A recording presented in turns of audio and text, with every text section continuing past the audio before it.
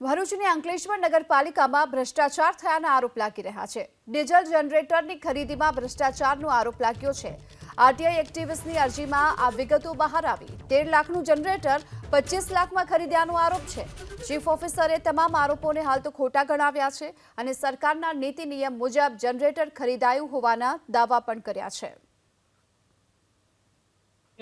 જેના દ્વારા આક્ષેપો કરવામાં આવ્યા છે એ આક્ષેપોને હું રિવ્યુ આપું છું। કોઈ પણ વ્યક્તિને જ્યારે પણ આ બાબતે સમજ કેળવી હોય તો મારી ઓફિસમાં આવી અને એમને હું બધી જ માહિતી આપવા તૈયાર છું। ના, આમાં કોઈ પણ ભ્રષ્ટાચાર થયો નથી। સરકારશ્રીની ગાઈડલાઈન મુજબ જ ખરીદી કરવામાં આવેલી છે। એસ્ટિમેટ પણ એ પ્રમાણે મંજૂર કરાવીને કાર્યવાહી કરવામાં આવી છે। 4 કંપનીઓ જેટકોએ કીધી છે તો એ કંપનીઓના કેમ નહીં લીધા અને કિર્લોસ્કરની કંપનીને કેમ પસંદ કરવામાં આવી છે? એટલે મારે એમને ચેલેન્જ કરવી છે કે તમે કોઈ સરકારના પરિપત્રના આધારે આ કામગીરી કરેલી નથી। ભલે તમે એમ કહેતા હો કે ભ્રષ્ટાચાર નથી થયો, પણ અમે એવું કહીએ છીએ કે ક્યાંક તો અહીંયા આગળ ખોટ વર્તાયેલી છે ને છે જ।